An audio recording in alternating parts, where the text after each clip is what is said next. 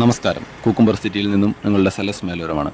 കഴിഞ്ഞ ദിവസം മേലോരം റോഡുമായിട്ട് ബന്ധപ്പെട്ട് മറ്റൊരു വീഡിയോ ചെയ്തിട്ടുണ്ടായിരുന്നു. ആ വീഡിയോയിൽ പലരും ചോദിച്ചു കേട്ടു, മഴ പെയ്യുമ്പോൾ റോഡിലേക്ക് കല്ലും മണ്ണുമല്ല ഒലിച്ചു വരുന്നത് സാധാരണ സംഭവമല്ലേ, ഇതിന് ഇത്രമാത്രം രോഷാകുലനാകേണ്ട കാരണം എന്ത് എന്ന്.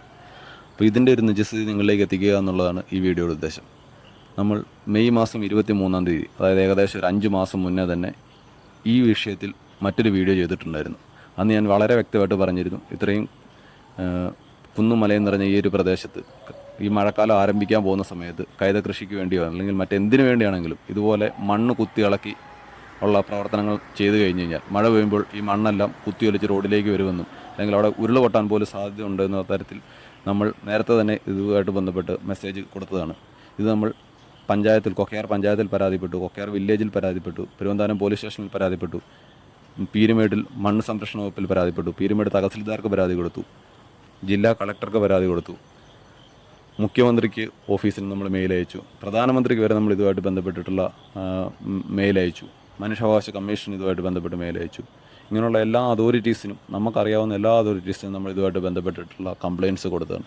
ഇപ്പോൾ ഹയർ അതോറിറ്റീസിൽ പലയിടത്തും നമുക്ക് കളക്ടർക്കാണല്ലോ അല്ലെങ്കിൽ മുഖ്യമന്ത്രിയുടെ ഓഫീസിലാണെങ്കിലും പ്രധാനമന്ത്രിയുടെ ഓഫീസിലാണെങ്കിലും മനുഷ്യാവകാശ കമ്മീഷനിലാണെങ്കിലും ഇങ്ങനെയുള്ള അതോറിറ്റീസിൽ നമ്മൾ കംപ്ലയിൻറ്റ് കൊടുത്തപ്പോൾ അവിടെ നിന്നല്ല നമുക്ക് കിട്ടിയിട്ടുള്ള റിപ്ലൈ, ഈ ഒരു വിവരം നമ്മുടെ ലോക്കൽ അതോറിറ്റിയിലേക്ക്, അതായത് നമ്മുടെ പഞ്ചായത്തിലേക്ക് അല്ലെങ്കിൽ വില്ലേജിലേക്ക് ഈ ഒരു വിവരം കമ്മ്യൂണിക്കേറ്റ് ചെയ്തിട്ടുണ്ട്. അവിടെ നിന്നാണ് ഇതിൻ്റെ നടപടി എടുക്കേണ്ടത് എന്നുള്ളൊരു വിവരമാണ് നമുക്ക് കിട്ടിയിരിക്കുന്ന മെസ്സേജ്.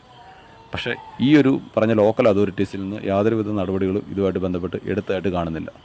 ഈ റോഡിൻ്റെ പ്രധാന ഗുണഭോക്താക്കൾ എന്ന് പറയുന്നത്, അല്ലെങ്കിൽ ഈ റോഡ് പ്രധാനമായിട്ടും കടന്നു പോകുന്ന കൊക്കയാർ പഞ്ചായത്തിൻ്റെ 3-4 വാർഡുകളിലൂടെയാണ്.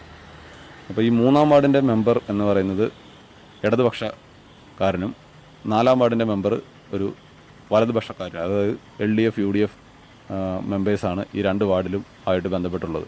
ഈ 2 പേരുടെയും ഭാഗത്തുനിന്ന്, അതായത് അല്ലെങ്കിൽ യാതൊരുവിധ രാഷ്ട്രീയ കക്ഷികളുടെയും ഭാഗത്തുനിന്ന് ഇതുമായിട്ട് ബന്ധപ്പെട്ട് ഇത്രയും നാളുകളായിട്ടും യാതൊരുവിധ പ്രതികരണങ്ങളും ഉണ്ടായിട്ടില്ല എന്നുള്ളതാണ് വേദനാജനകം. ഇതേ രാഷ്ട്രീയക്കാരെല്ലാവരും അടുത്ത മാസം ഇലക്ഷൻ ഡിക്ലെയർ ചെയ്യുമ്പോൾ ഇതേ റോഡിനെ വിഷയമാക്കി നമ്മുടെ എല്ലാം അടുത്ത് വോട്ടിന് വേണ്ടി വരും എന്നുള്ളത് മറ്റൊരു സത്യം.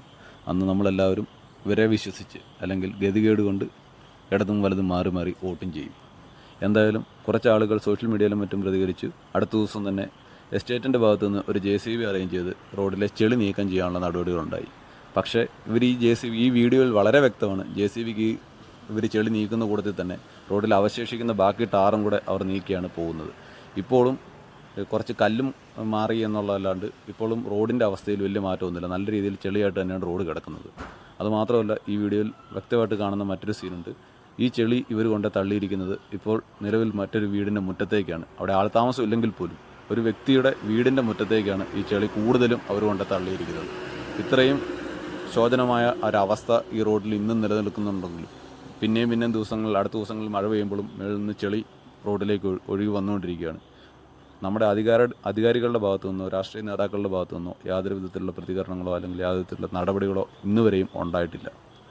അധികാരികളോട് ഇതുമായിട്ട് ബന്ധപ്പെട്ട് പരാതികൾ പറഞ്ഞിട്ട് യാതൊരു പ്രയോജനവുമില്ല എന്ന് വ്യക്തമായതുകൊണ്ട് മാത്രം ഇത് സോഷ്യൽ മീഡിയയിലൂടെ പൊതുജനങ്ങളിലേക്ക് എത്തിക്കുന്നു എന്ന് മാത്രം.